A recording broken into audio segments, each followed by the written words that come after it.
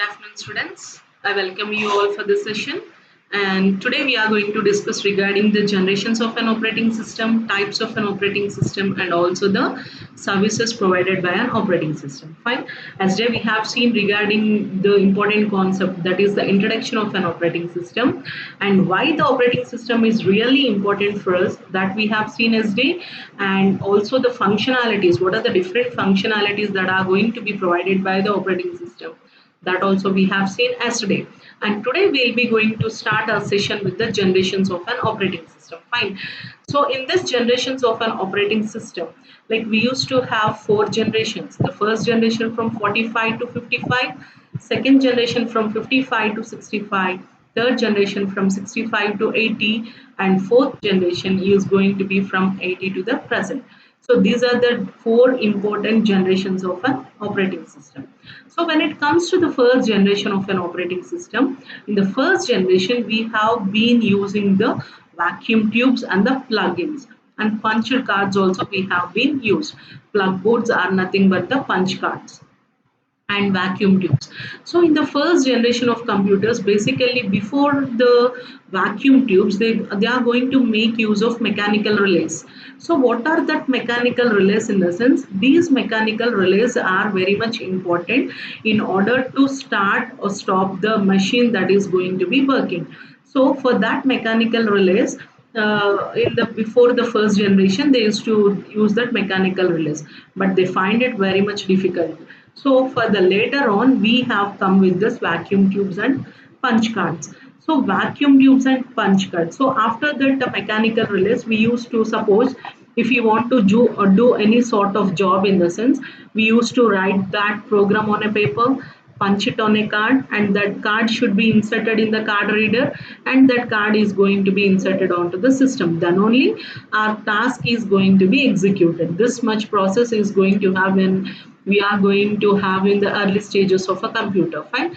So when it comes to the vacuum tubes, like these vacuum tubes are very large in space, very, it occupies large amount of space, like a big room size space it is going to occupy. So in order to operate that, maintenance is very required. So that is the major drawback what we have found with this vacuum tubes. But in the initial stages, we have been used for the systems or computers for the calculation purpose only.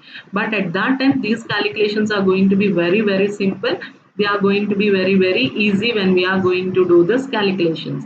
So this is the first generation of computers. So plug boards, in the sense, punch cards we used to have, and also the vacuum tubes we used to have. So these are having their own drawbacks. So in order to overcome that drawback, we have gone for the second generation of operating system. In this second generation of operating system, we have been using the transistors. So after the transistors, it has been merged to batch systems. So what do you mean by a transistors? Transistors are made up of semiconductors. So all the semiconductors are going to be integrated, and then we are going to make use of the transistors. Suppose by making use of a transistors, if any job wants to be done, in the sense, suppose if you want to do any particular job. So if you want to do any particular job, in the sense, what it is going to happen. So here, if you want to do a particular job, in the sense, suppose here this is the job 1. So this is the job 1. Here it is the job 2. Here it is the job 3. Here we are going to do the task. This is the processor.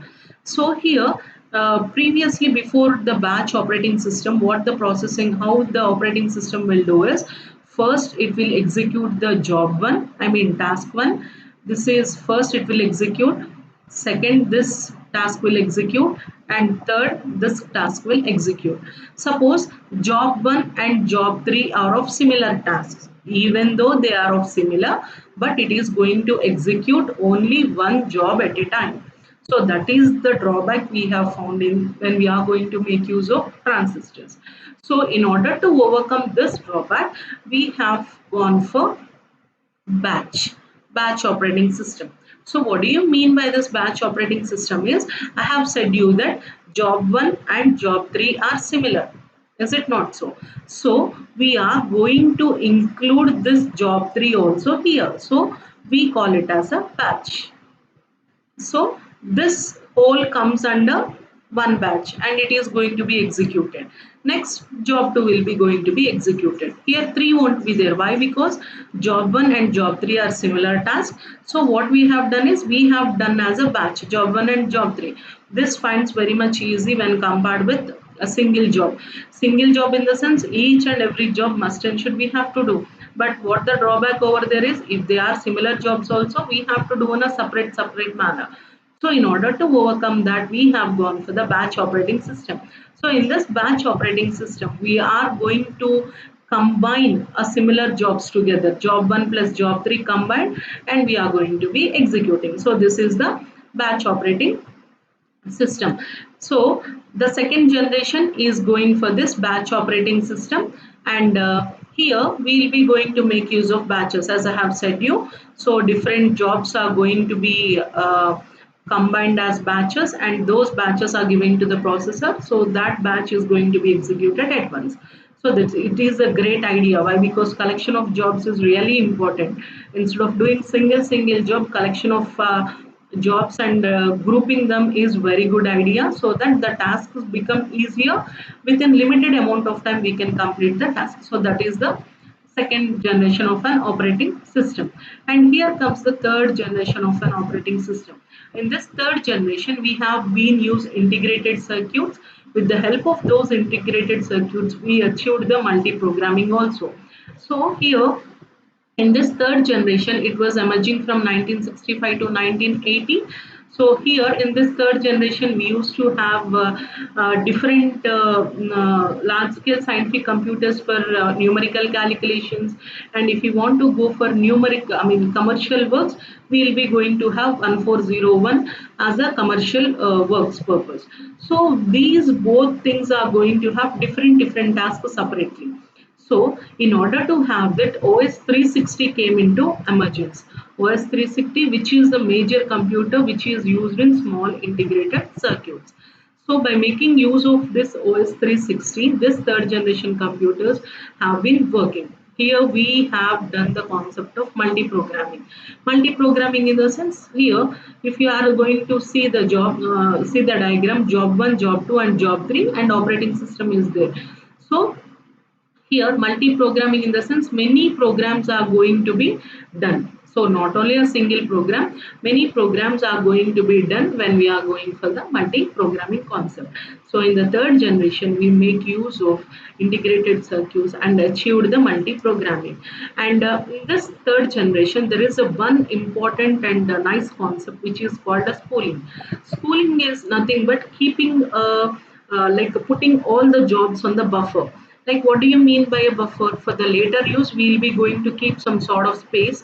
So we are going to keep some sort of jobs in a buffer, so that if anyone completed from that buffer, we'll be going to take the job and we'll be going to handle it to the next person. So that is the spooling concept. So by making use of this third generation, we have achieved the spooling concept also. And time sharing in the sense, suppose I have sat over here and you people have sat in your house, or in a B block you people have sat like that. We have sat in ISL college at different places, but still we are going to make use of one computer by making the time sharing concept. So that is also very important what we have achieved in the third generation. This Unix operating system, Linux operating system, all operating systems will support this time sharing concept of an operating system. And next is the fourth generation. So fourth generation means from that 80 to present situation, what the thing we are going to use, all this comes under fourth generation of computers. Here we have got lots of things: distributed operating systems, network operating systems, like personal computers, workstations, all these comes under this fourth generation of operating systems. So here we have been using the large scale integration. In third generation, what we have used? We have used the small scale integration. When it comes to the fourth generation, we have used the large scale integration technique. Large scale integration is nothing but like we are grouping thousands and thousands of components on a single chip.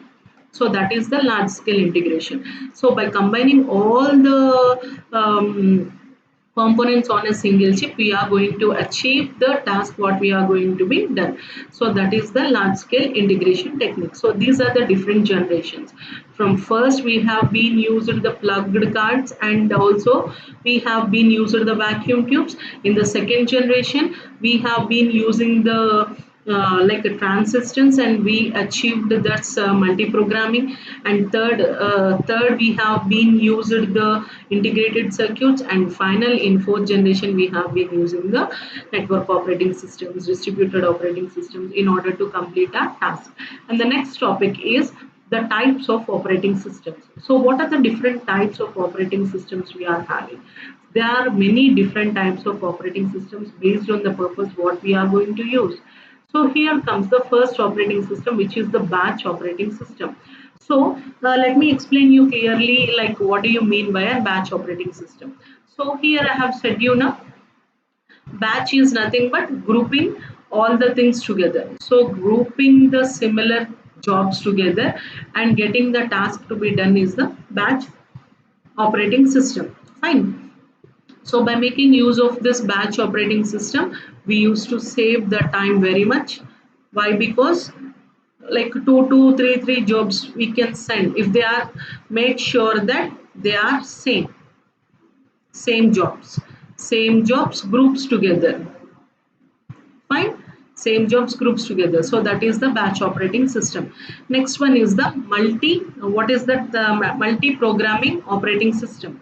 So multi programming is nothing but multi programming in the sense many programs. Suppose for example take this only. So here job 1 is there, job 2 is there, job 3 is there, or else task 1, task 2 and task 3. Here we are going to have the processor. This task 1 is utilizing the processor, task 2 is waiting for the processor, and task 3 is waiting for the processor. So this is the concept of multi-programming. Fine. So task 1 is going to be executing in the processor. So in the middle of this task 1, it needs a printer, it needs some IO device.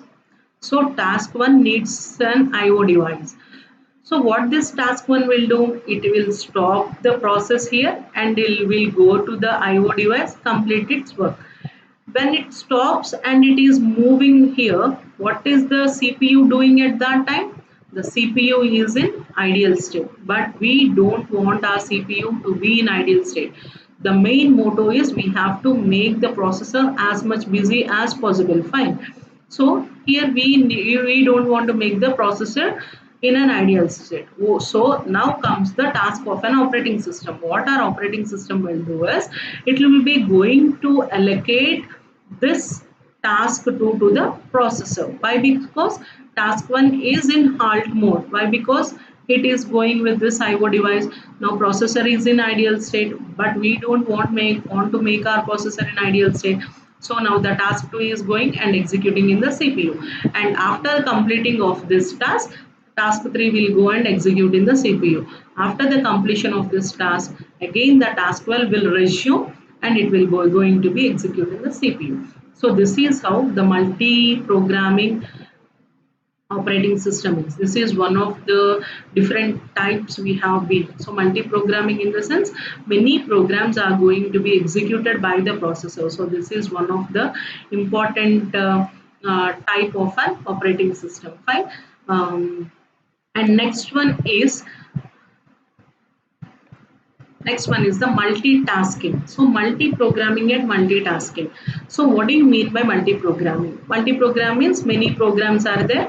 The operating system, in order to make the CPU busy, it will be going to allocate one job after another in order to complete its task. When it comes to multitasking, best example of multitasking is suppose you are surfing something on the net. While surfing, you are going to listen your songs. While surfing, you are going to play the games. Like multiple tasks are going to be done within a single instant of time. So that is the multitasking operating system. This is one of the type of an operating system. And next one is the time sharing operating system. Time sharing operating system means like we used to sit at different terminals.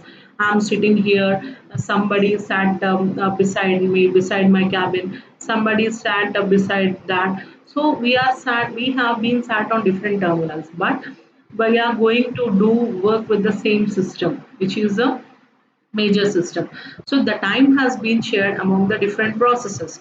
So that is the time sharing operating system.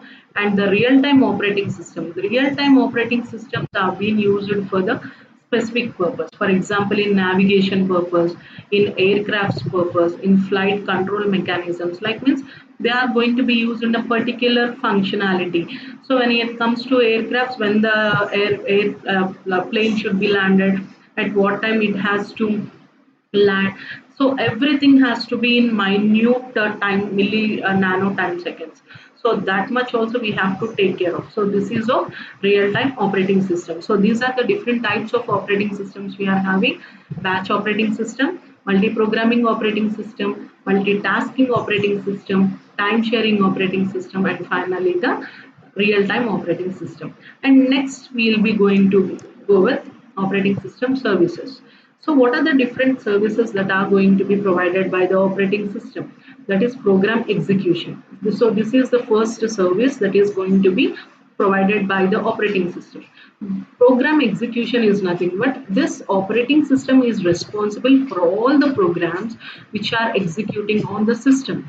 So this operating system is going to utilize all the resources like input resources, output resources, and finally it is going to help to make our program to be done. So this is the one of the best service that is going to be provided by the operating system. And next one is handling input and output operations. Like as we all know, operating system acts as a resource manager, like resources in the sense input resources, output resources. It is going to handle all the inputs and all the outputs in order to accomplish a particular task that is going to be done in a better way. So that is one of the services that is going to be provided by the operating system. And next one is the manipulation of files. So manipulation of files in the sense where the file should save, where the data should be manipulated, where the data should be stored. Regarding the decision of storing purposes, whether it has to store in the floppy, whether it has to store in the disk, whether it has to store onto the pen drive. So regarding this manipulations, everything is going to be done by the manipulation of file system. So this is also one of the service that is going to be provided by the operating system. And next one is the error detection and handling.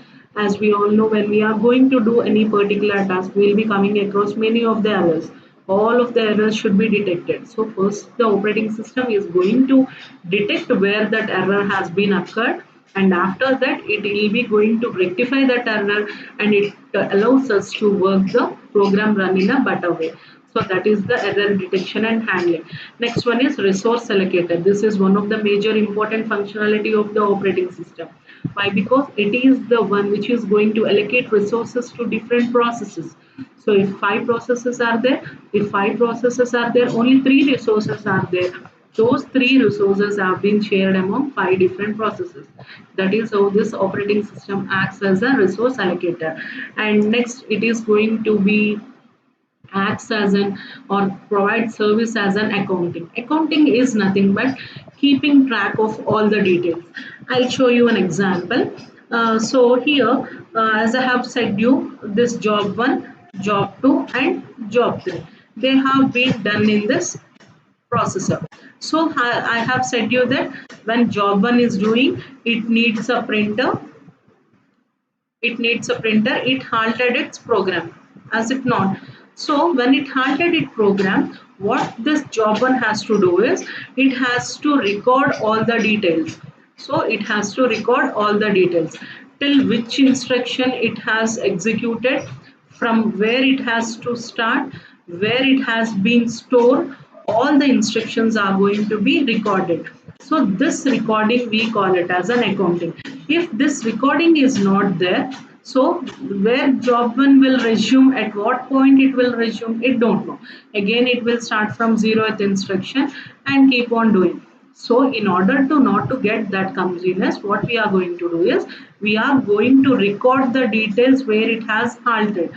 Recording in the sense till which instruction it has executed, till which instruction, that means till 7th it has executed, from where it has to do, from 8th instruction it has to do, where it has stored, in pen drive it has been stored, like that all the accounting information need to be accounted.